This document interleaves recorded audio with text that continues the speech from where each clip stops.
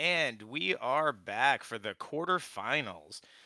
We are going to see if Phil the King Keffer can keep working his way through these playoff rounds. As we said, we are doing this after the fact, so we're going to have the pleasure of having Phil with me, as he's been many times before, to give us a little bit of insight on this particular game and on his deck. And in addition to that, we have the one, the only, the GOAT Marcel joining us here. So if you guys want to say hi. Hey, Joe, thanks for having us. And of course, always a pleasure to be here. Thanks again, BMG. Oh man, so right off the bat, we're gonna jump into this game. So looks like very first thing, no cards with an energy icon maybe played was the event that you got. Looks like you've It's each got a actually, dupe. sorry, Joe, to cut you off, but it's Yep. actually no energy power cards Fantastic. So that no you play. energy power cards. Okay, so that's gonna be a less of a impact to Greg than it would normally be.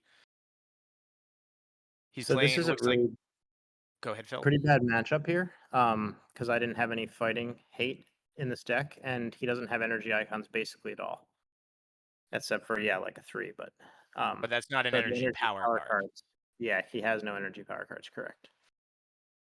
Yeah, I know with a lot of these guys with the meta right now, they're building their deck specifically to make sure they don't have energy power cards and to minimize energy icons to try to avoid those events since they're so popular. So, Phil, this is a Yeah. little bit of a different deck than we've seen from you. So, you won this tournament last year using a draw three strategy. So, talk a little bit about, you're in the top eight. How's your deck going? Give us a little bit of insight on your choices here.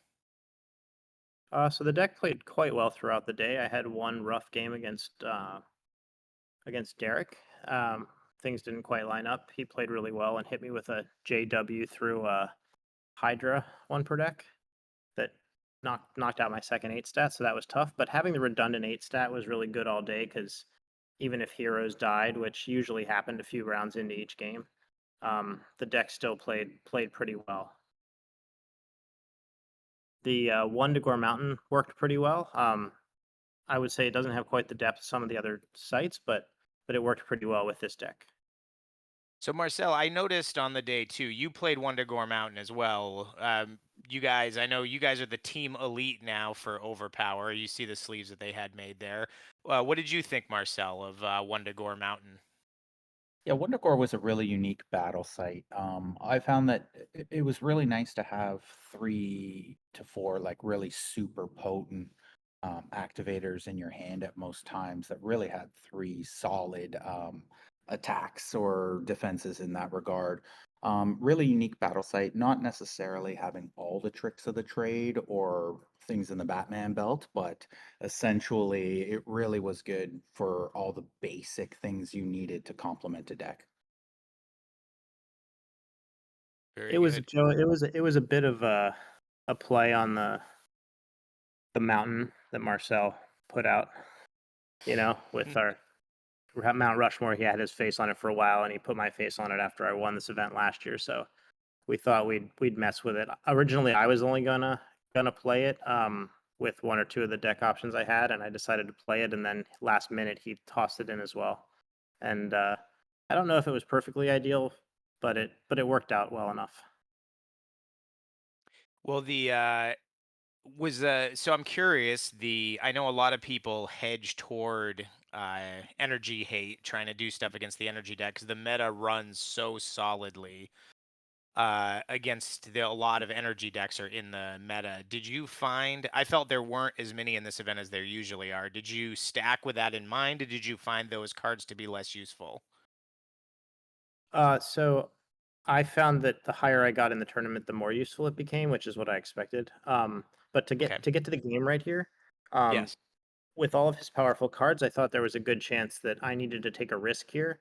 And since he had two low cards, even though we were equal in cards, I ventured three to start this game. Um, And because I really wanted. he kept the draw. It looks like. He did. So he's actually up a card, but he's got two very low power cards. And since it's the first round, I'm going to be able to take hits if I want to. Now I'm probably trying to bait out his negate so that I can play the Colossus drop three activator in my hand. And that's the tough part with that one to Gore Mountain, that if you can't control the negate till you get through that, you just always have the risk of that discard 3 coming. Yeah, exactly. Until that's been played out on the mountain, you certainly have to worry about that's just similar to when Mur Island, when you're playing Mur Island. Mur Island's even more difficult because you don't know if they have the draw 3 or the discard 3 sometimes. Right. There's a little bit of mystery. And that's also the great thing. I think just seeing a deck right now with a one to Gore Mountain battle site. Okay, so Dave, sorry to jump into it. He does negate the 7. So you're now thinking you're gonna hit him with that drop 3 as soon as possible. That is what I'm thinking. Yeah, when I get another turn here, I'm gonna hit Greg with that. In particular as well, like the one thing most people at home need to realize is that Greg is playing any heroes. So for him to burn that negate so easily on per se a 7, he really only has that Merlin available for any additional negates. So in the first hand, the odds of him having Merlin in his hand is next to none. So And this Greg was also pretty oh, to get that sick. one. Yeah. So we know this is gonna eat his hand, and he's probably just gonna have to run. All right, so he's got the 5 making additional, a 6 fighting. And this is also, I think, just his experience of Greg just has to notice when Colossus is on a battle site and prioritize what he's keeping it from. I mean, he could have played the 6 from hand in one of the basics and blocked the 7 that way. He still would have left 2 cards in his hand as a mystery. He would have maintained the negate. True. Very true. Additionally, too, he could have put you to a point if he would have made that third follow up, and he could have attacked, Beast, for example, instead of Heroes for Hire or Juggernaut. He could have put a lot more pressure on you relying on cards from your hand to block. Yeah, this hand was kind of weird. Like right here, he's really doesn't want to concede, but he just absolutely has to. Like that Juggernaut 8 is going to destroy him no matter what he does. I think his dilemma here is probably he's seeing the 4 any home base on the back, and he's like, I could string it together, but he knows that even the 7 could block it, let alone whatever the mystery card is in Kefir's hand. Yeah. Yeah, like you said, like if he had put that 1 on anybody but the character with the power card, yeah, he could have had a chance of killing that character, which I almost wish he would have tried to do because I had Beyonder, and then I would have got probably his Starjammer's 8 with my 8 strength. But as it is, he conceded and we go to round 2. Now All I have right. 3 missions in the top and 4 in the middle.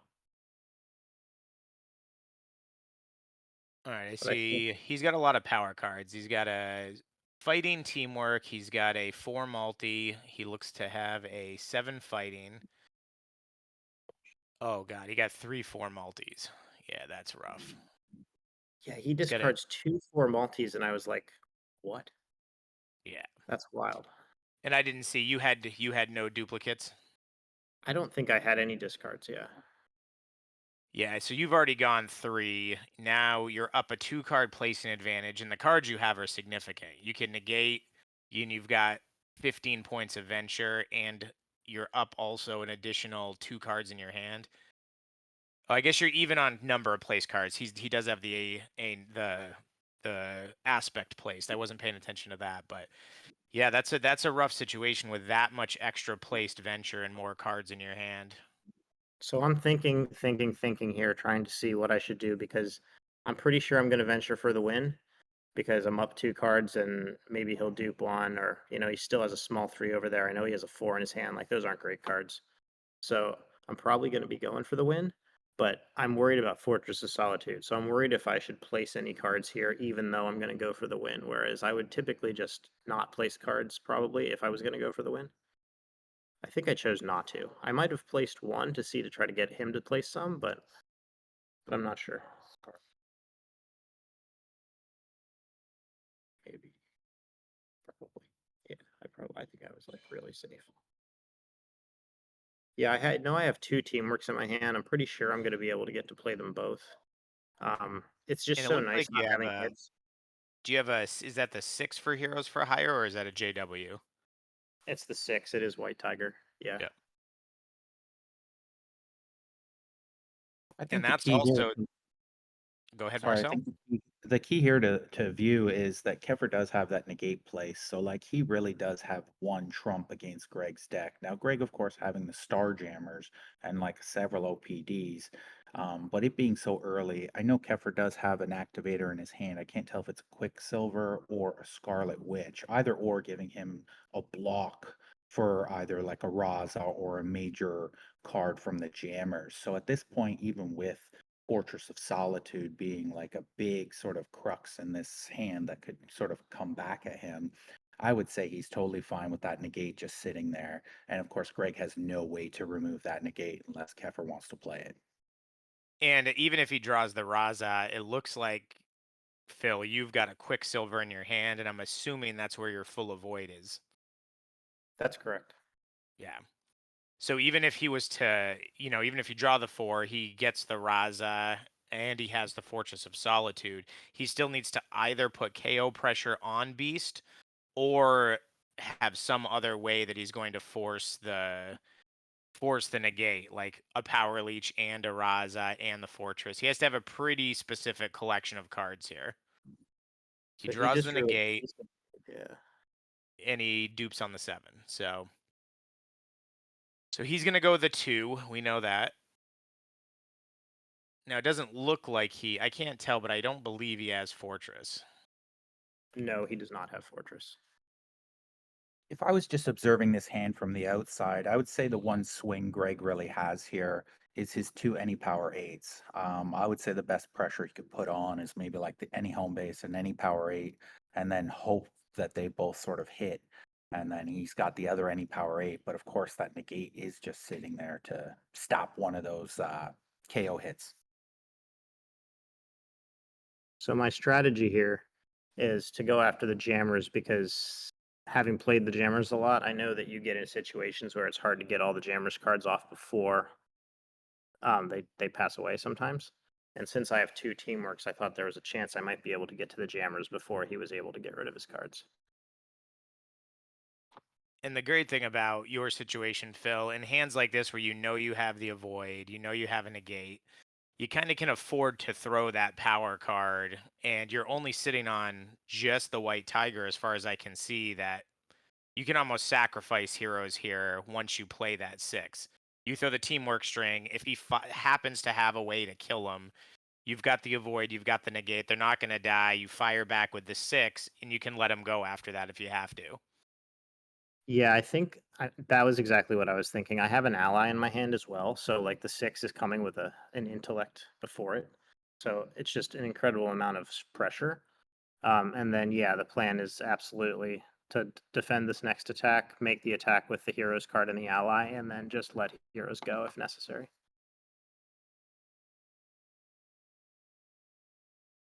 Preferably to something small.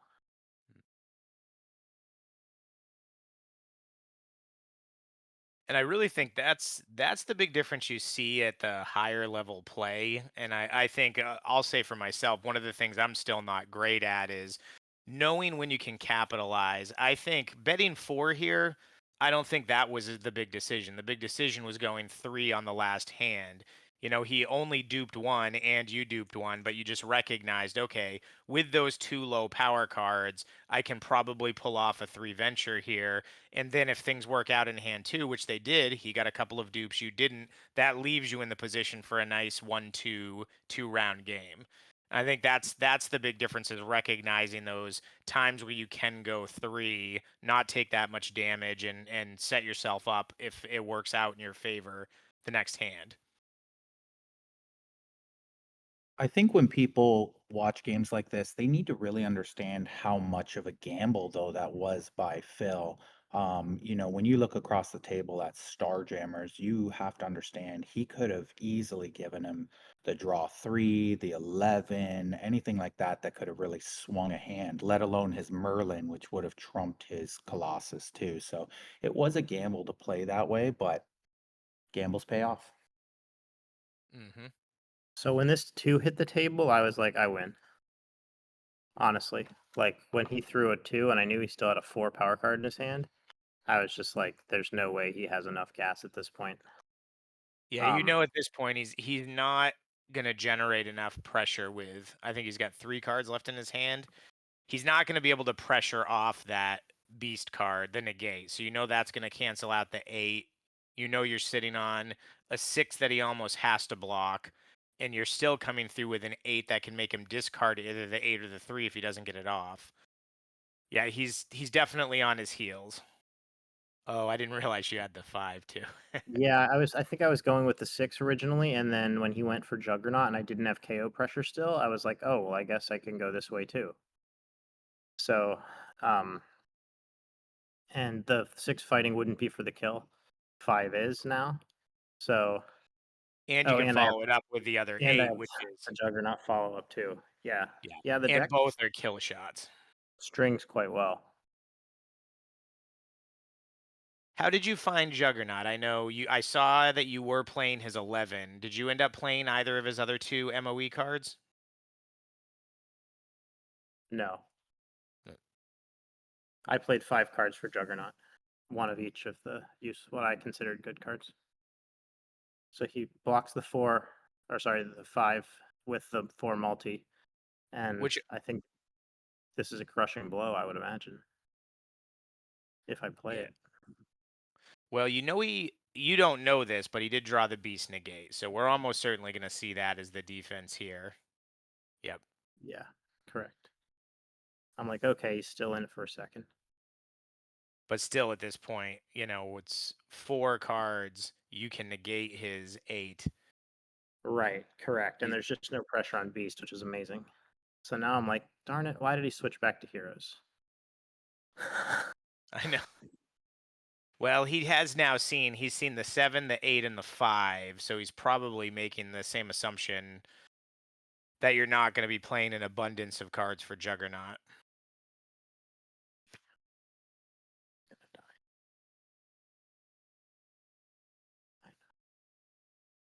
Although I'm surprised he makes this play because I believe he's got a hand 8.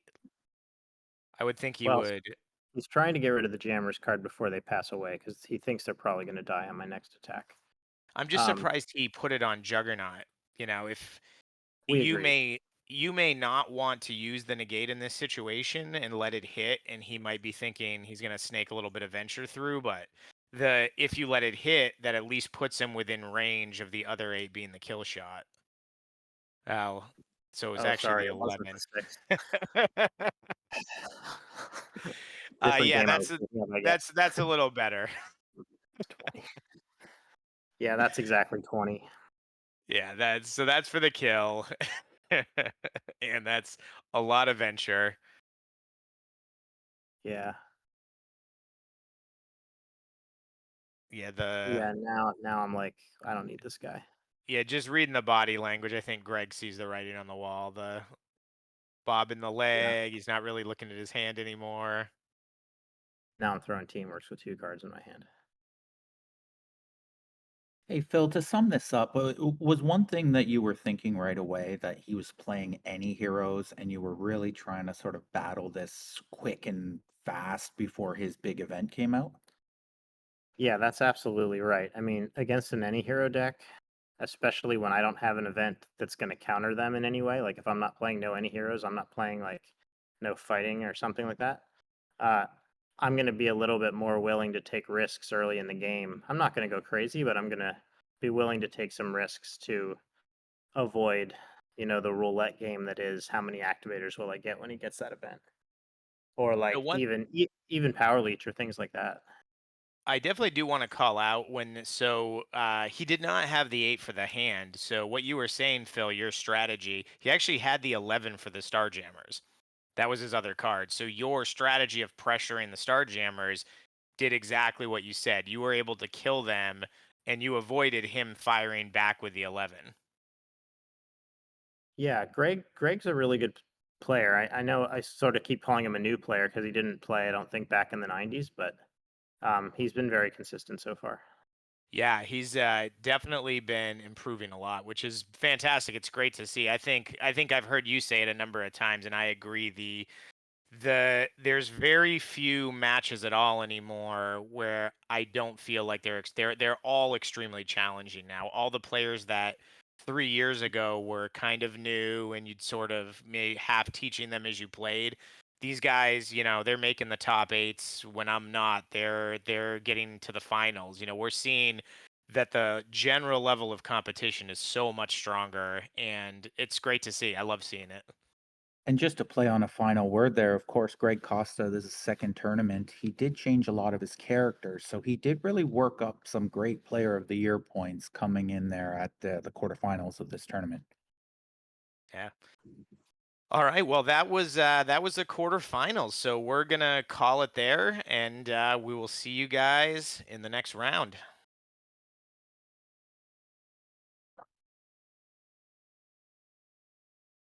Boom. Done.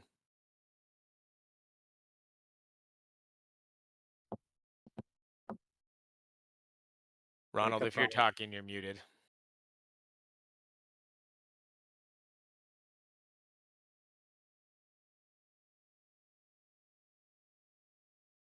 Sure. We're out.